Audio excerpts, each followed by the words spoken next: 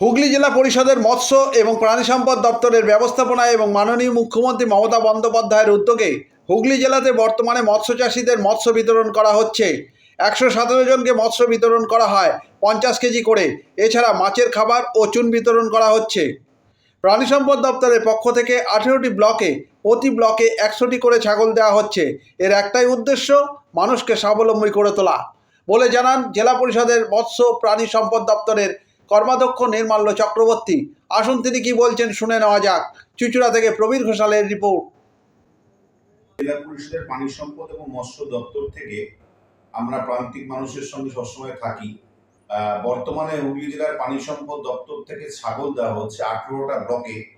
আমরা 10টা করে প্রত্যেক ব্লকে 10টা ইউনিট করে দিচ্ছি। একটা ইউনিটে 10টা করে ছাগল আছে, অর্থাৎ আপনার 18টা ব্লকে আমরা 1800 ছাগল দিচ্ছি।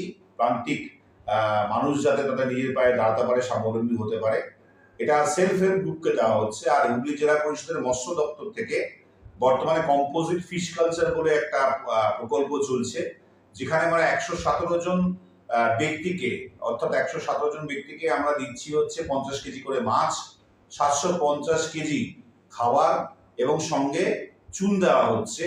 এছাড়াও ফিশ প্রোডাকশন গ্রুপ, অর্থাৎ এই গ্রুপে মিনিমাম 8 জন থাকতে হবে।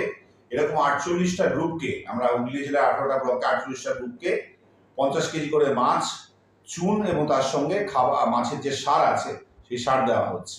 হুগলি জেলা পরিষদের মৎস্য এবং পানি সম্পদ দপ্তর সবসময় প্রান্তিক মানুষের সঙ্গে ছিল, আছে এবং অদূর ভবিষ্যতেও থাকবে। আপনার নামটা?